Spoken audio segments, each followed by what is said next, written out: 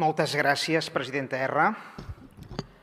President, membres del govern, consellers, conselleres, diputades, diputats, totes les personalitats que ens acompanyen, la gent que ens segueix per internet. Fa 11 mesos vàrem debatre i aprovar una moció de JxCat sobre energies renovables en aquesta cambra. I un dels 6 punts aprovats, votat per 105 diputats, exigia la celebració d'un debat monogràfic sobre la qüestió que avui ens ocupa. Per tant, avui parlarem de potencialitats a Catalunya, parlarem d'entrebancs també, i és precisament una feliç coincidència que avui sigui el dia de la lluita contra l'emergència climàtica en el calendari global. Catalunya és un país sense gas, petroli, ferro, urani ni carbó. Però a Catalunya vam ser capaços de fer una revolució industrial als segles XVIII i XIX amb una mica de carbó i un xic d'aigua. El carbó era importat de la Gran Bretanya fins que la Primera Guerra Mundial es va estroncar, i si agafen els diaris de l'època veuran aquell estiu de 1914 els empresaris de Sabadell i Terrassa preguntant què farem sense carbó, què farem sense carbó. I en 10 anys es va electrificar a Catalunya. I el pantà de Camarasa, quan es va inaugurar l'any 22, era el més alt d'Europa. Per tant, situacions com la que ara genera la guerra d'Ucraïna ja les hem afrontat en aquest país. A Barcelona plou tant com a Londres en un any normal, però és evident que no cau l'aigua de la mateixa manera. I en aquest sentit el Llobregat no és el Tàmesi. Per tant, hem de posar en valor el cas singular de Catalunya i de la seva revolució industrial, que Jordi Nadal va explicar molt bé. L'any 1900 el Llobregat i el Ter eren 2 dels rius més aprofitats del món. Som un cas únic de revolució industrial. Ara, amb les energies renovables, Europa té l'oportunitat per primer cop a la seva història, igual que Catalunya, de ser autosuficient per primera vegada, energèticament parlant. I el context històric actual de la pandèmia i la guerra de Rússia contra Ucraïna ens obliga a accelerar la transició cap a les energies renovables. S'ha acabat la zona de confort energètica en la que hem viscut en els últims 50 anys. S'ha acabat el gas barat, el petroli barat, l'urani barat. Ara hem de córrer, i Catalunya, igual que altres regions i països industrials madurs, ara ha d'accelerar una cursa cap a la transició energètica que ens demanen també les institucions europees. A Catalunya cal generar un gran consens de país, com el que hi ha a Dinamarca. Dinamarca és líder mundial en eòlica perquè des de fa 50 anys el 90% del seu Parlament va dir tenim vent, que és el nostre recurs, apostem tots per l'eòlica. I d'aquesta manera canvis successius en els governs no han alterat la direcció del país en el seu conjunt. I aquests consensos a Catalunya també els hem fet possibles. A Fira de Barcelona, als ports de Tarragona i Barcelona. Hi han canviat els governs, hi han canviat els presidents, però no n'hem alterat ni l'estratègia ni la bona marxa. Per tant, doncs, el consens que necessitem per accelerar la transició renovable a Catalunya ja l'hem practicat altres vegades, sabem com fer-ho. Per exemple, en el debat de renovables fet en aquesta cambra fa 11 mesos, vam aflorar un ampli consens al voltant del gran potencial que per a Catalunya poden tenir les centrals hidroelèctriques reversibles, també conegudes com a centrals de bombeig. A Catalunya hi ha 66 pantans i el seu potencial ha estat estimat per diferents organismes en termes de magatzem d'energia renovable, s'estima entre 16 i 20 gigawatts de potència.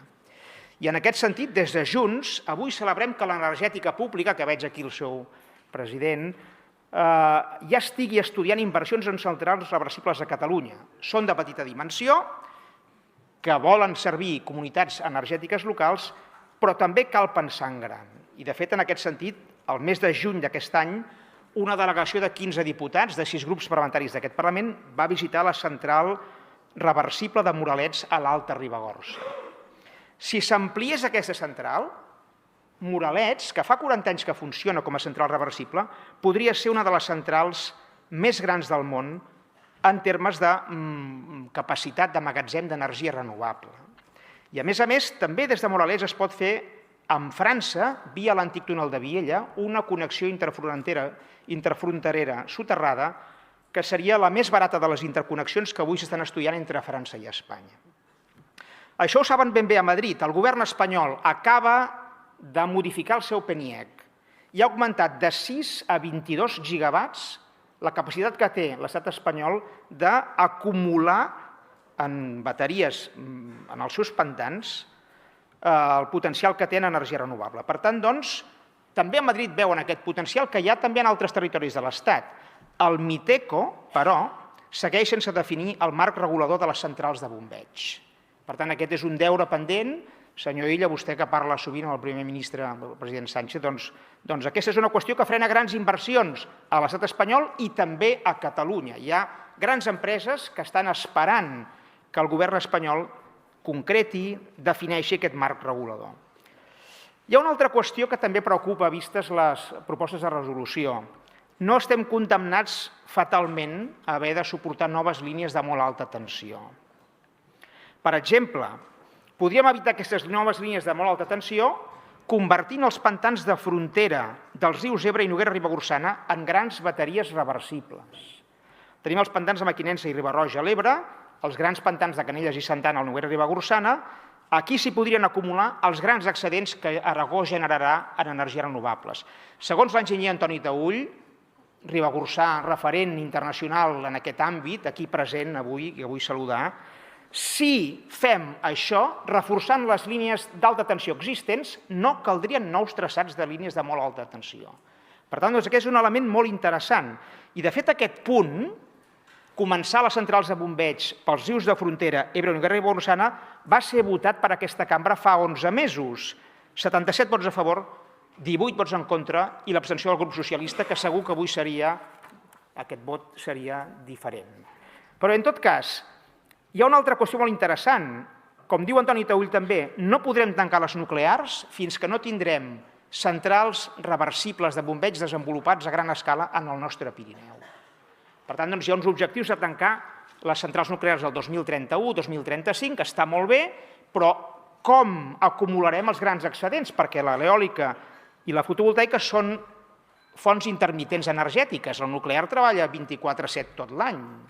Per tant, doncs, és un element molt important i estem molt contents que el consens hagi avançat en les centrals hidroelèctriques reversibles, com apuntava el conseller, en aquest àmbit, que estiguem d'acord la major part de grups d'aquesta cambra que aquí Catalunya té una potencialitat molt gran i una oportunitat de liderar Europa perquè, per exemple, França, i això el govern de Catalunya podria tenir ambició de parlar amb França, hi ha un altre bombeig del llac de Certescan, que és un llac represat, fins al pantà a França de Sousselm. Aquí el govern francès aniria a buscar diners europeus per fer aquest bombeig interfronterer. I, per tant, doncs, tenim molts projectes sobre la taula per pensar en gran, per tornar a ser allò que vam fer fa 10 anys amb la revolució elèctrica a Catalunya.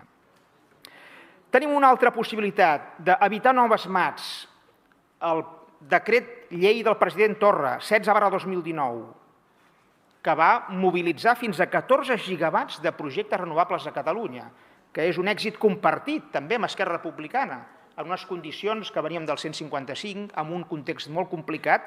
Aquell decret llei del president Torra, 16/2019, derogava el decret llei anterior, 147/2009, que és el que va fixar els procediments administratius per a la tramitació dels projectes renovables a Catalunya.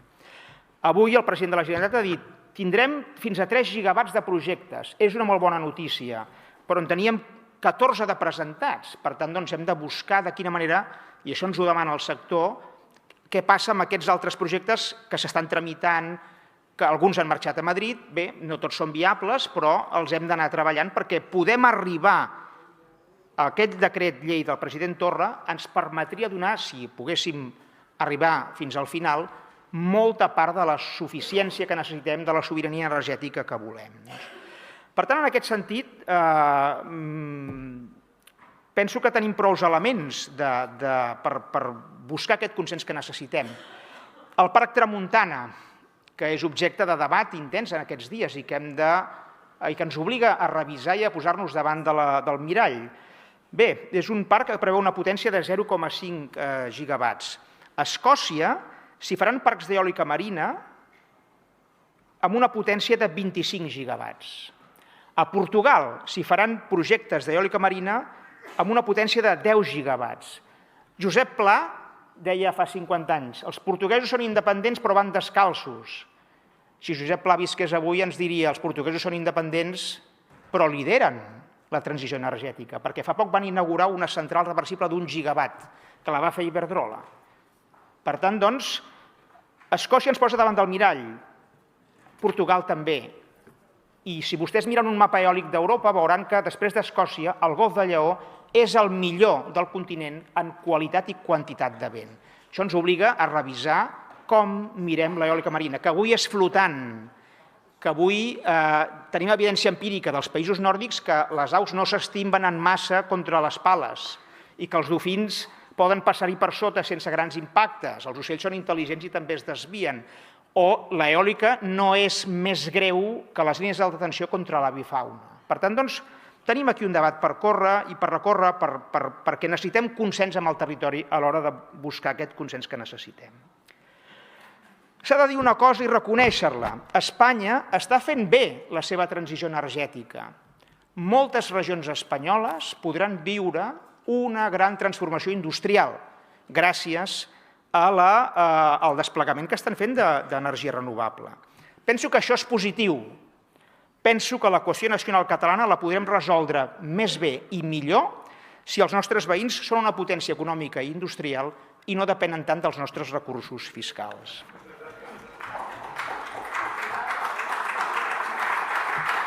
Ho penso sincerament, Bé, escolti'm, potencialitats de Catalunya, bioenergia, és un gran potencial.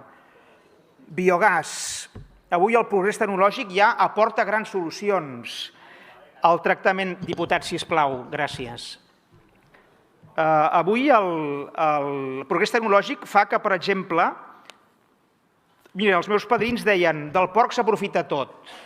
Avui en dia la tecnologia permet dir que del residu del porc es pot aprofitar tot, el líquid, el sòlid i el gasós. Això és una magnífica notícia perquè tenim un problema amb els purins. És una gran oportunitat. Catalunya té 8 milions de porcs i 8 milions d'habitants, però Dinamarca, que són 6 milions d'habitants, té 12 milions de porcs i són també líders en biogàs. I tenim grans empreses daneses que volen invertir a Catalunya i necessitem un missatge clar del govern i del Parlament de donar suport en aquestes inversions. I aquest és un camp per córrer. En biomassa, som un dels països més forestals d'Europa. El CREAF, a l'Autònoma, estima en 1.000 milions d'arbres a Catalunya, d'una massa forestal que creix any rere any. Però Catalunya avui està important fusta. Hem d'ajudar les pimes catalanes que hi ha en el territori a créixer, a guanyar musculatura, a guanyar dimensió, a gestionar el bosc, perquè tenim una massa forestal d'arbres petits que creixen d'una manera no òptima per ser gestionats forestalment. I en aquest sentit, doncs, aquí sí que tenim camp per córrer. Hem de buscar aquella manera de gestionar el bosc que permeti generar una indústria que pugui ser competitiva, perquè, a més, hi ha una altra bona notícia. El segle XXI és el segle de la fusta. A Nova York s'hi fan gratacels de fusta i vidre, molt més barat, molt més lleuger, molt més aïllant de fred i calor que el ferro i el ciment.